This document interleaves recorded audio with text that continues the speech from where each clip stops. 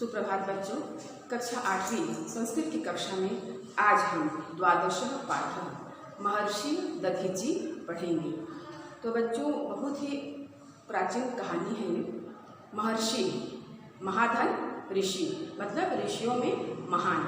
तो ऋषियों में महान हम दधीचि की कहानी पढ़ेंगे और बहुत ही अच्छी कहानी है। आप लोगों को भी अच्छा लगेगा और शायद आप लोगों ने तो नाम भी नहीं सुना होगा, है ना।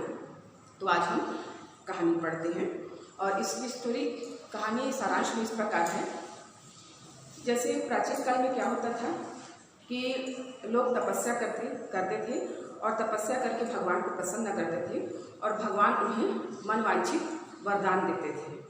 तो जो महर्षि दधीचि थे वो परोपकारी ऋषियों में सबसे आगे माने जाते थे। तो क्या होता है एक बार कि राक्षसों और देवताओं में युद्ध होता है, बहुत भयंकर युद्ध होता है। उस युद्ध में क्या होता है कि राक्षसों की सेना के आगे देवता हारते चले जाते हैं। राक्षस क्या करते हैं, उनके सभी अस्त्र शस्त्र सभी नष्ट कर देते हैं। तो अब देवता क्या होते हैं, परेशान हो जाते हैं। वो सोचते हैं अब हम क्या करें, इनसे तो हम हारते जा रहे हैं। तो वो सब क्या करते हैं, सब ऋषि मुनि लोग मिलके विष्णु भगवान के पास जाते हैं और विष्णु भगवान से अपनी पूरी कहानी बताते हैं कि तो विष्णु भगवान बोलते हैं एक काम करो आप लोग, इस समय क्या है, महर्षि दधीचि सभी ऋषियों में बहुत ही श्रेष्ठ हैं, है ना। आप उनके पास जाइए और उनसे उनके शरीर की हड्डी मांगो, है ना, जिससे उस हड्डी से आप क्या कर सके, वज्र का निर्माण कर सके और उसी वज्र से राक्षसों का विनाश संभव है। फिर ऋषि मुनि लोग क्या करते हैं, सभी जाते हैं महर्षि दधीचि के पास। तो दधीचि को बताते हैं पूरी कहानी।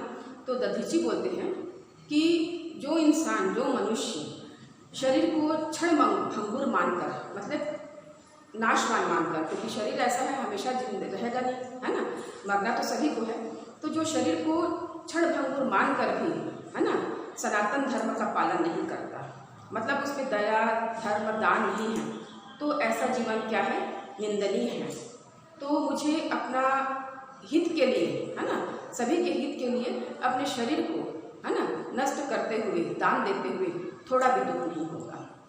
इसके बाद क्या करते हैं देवता लोग, वो क्या करते हैं, दधीचि ध्यान में बैठ जाते हैं और अपना शरीर त्याग देते हैं।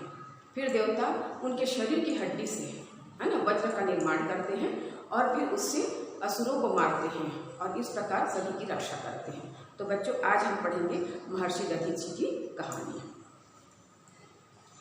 भारतीय संस्कृति सर्वश्रेष्ठा संस्कृति अस्ति।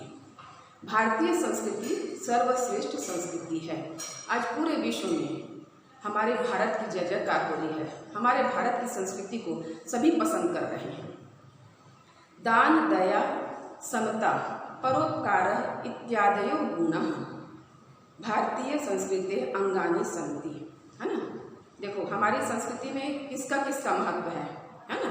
देखो दान, है ना, दान देना, दया सभी जीव के प्रति दया, समता समानता का भाव, परोपकार मतलब दूसरों पर, परधन उपकार, दूसरों पर दूसरों की भलाई करना, इत्यादि गुण भारतीय संस्कृति के अंग हैं। कोई बोले हमारी संस्कृति की पहचान क्या है, तो यही है दान दया समानता और परोपकार इत्यादि गुण भारतीय संस्कृति के अंग हैं। स्वार्थ परित्यज्य परोपकारार्थ जीवन समर्पेण अनेके मुनिय महर्षय राजान सामान्य नागरिकाश्च भारतीय संस्कृति अरक्षण अतएव ते सादरम स्मर्यन्ते।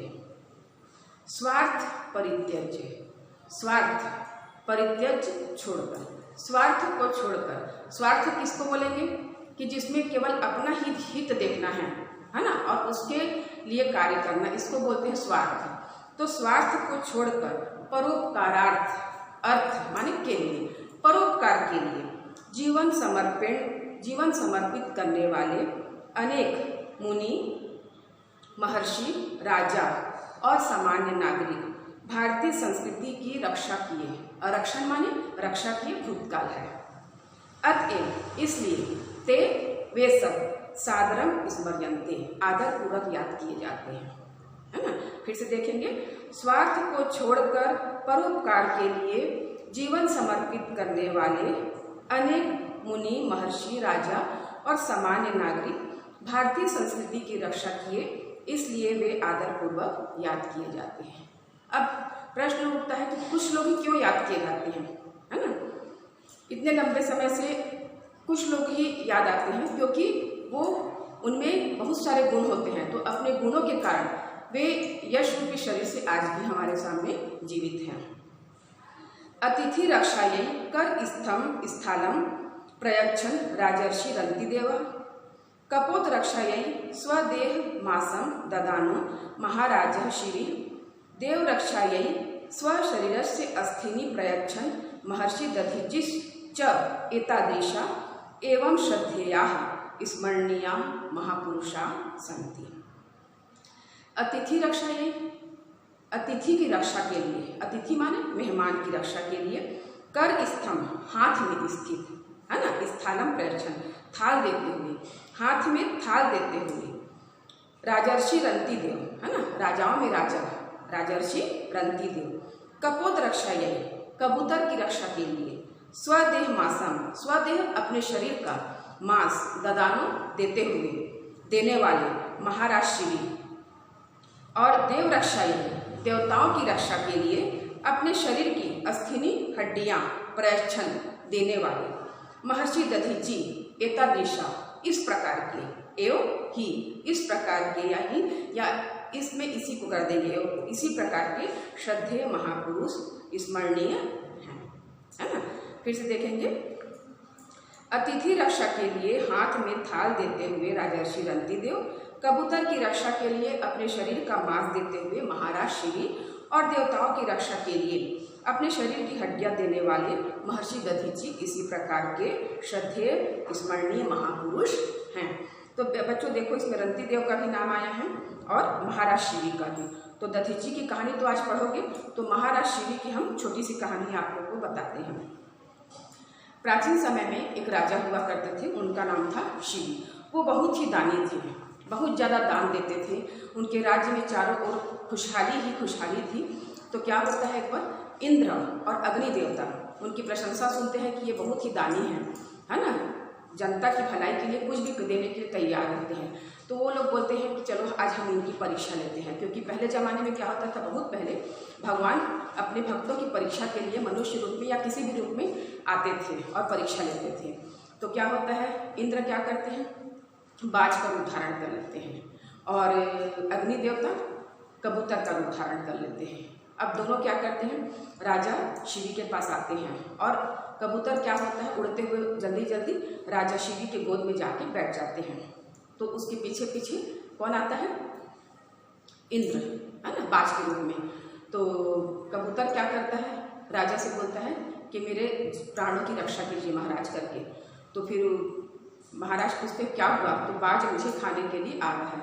तो उतने टाइम बाज पहुँचता है, तो महाराज बोलते हैं कि बाज तुम इसे क्यों खाना चाहते हो, है ना, शरण में आए हुए की रक्षा करना मेरा कर्तव्य है। तुम्हारा भोजन तो इतने बड़े राज्य में और कई भी हैं, तुम उसे कर लो। तो इंद्र देवता जो बाज बने थे बोलते हैं नहीं, मुझे तो कबूतर ही खाना है। तो फिर महाराज बोलते तुमको और कुछ चाहिए तो बोलो।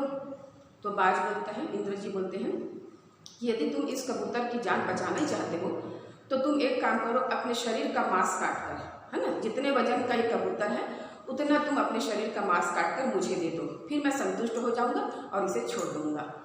तो महाराज शिवी बोलते हैं ठीक है। फिर तराजू लाते हैं, वो क्या करते हैं, अपने जांघ का हड्डी काट, मांस काट के, है ना, एक तरफ रखते हैं और एक तरफ बाज बैठ जाता है। तो वो तो परीक्षा ले रहे हैं, भगवान है ना, वो बराबर कैसे होगा। तो एक टुकड़ा काटते हैं तो भी वो हल्का होता है मांस उनका, तो धीरे धीरे बहुत सारे टुकड़े काट देते हैं अपने जान में। तो इंद्र देवता देखते हैं, अरे वास्तव में हम लोगों ने इनके बारे में जैसा सुना था ये ऐसे वैसे ही हैं। तो फिर वो क्या करते हैं, दोनों इंद्र देवता और अग्नि देवता अपने असली रूप में प्रकट होते हैं और बोलते हैं महाराज शिवी को कि महाराज हम दोनों तो आपकी परीक्षा लेने के लिए आए थे, हमने बहुत प्रशंसा सुनी थी आपकी, और वास्तव में आप जैसे आपकी प्रशंसा सुनी थी आप वैसे ही निकले। तो आप बताओ कि अब तुम्हें क्या चाहिए, क्या वरदान चाहिए, है ना। तो फिर क्या करते हैं वो उनको बोलते हैं कि तुम जब तक ये पृथ्वी रहेगा तब तक तुम्हारा नाम अमर रहेगा, और उनका शरीर फिर वापस हो जाता है। जितना मांस उनके शरीर का कटा हुआ रहता है वो फिर वापस हो जाता है। तो बच्चों देखो, इस कहानी में क्या है, ये सच्ची कहानी है कि इसमें महाराज शिवी का जो शरीर कटा हुआ था वो फिर वापस हो जाता है। लेकिन महर्षि दधीची तो ऐसे ऋषि थे कि वो अपने शरीर की हड्डियाँ दे देते हैं, लेकिन उनकी हड्डियाँ वापस नहीं होती, वे मृत्यु को प्राप्त होते हैं, है ना। तो बच्चों अब आगे की कहानी हम अगले क्लास में बताएंगे।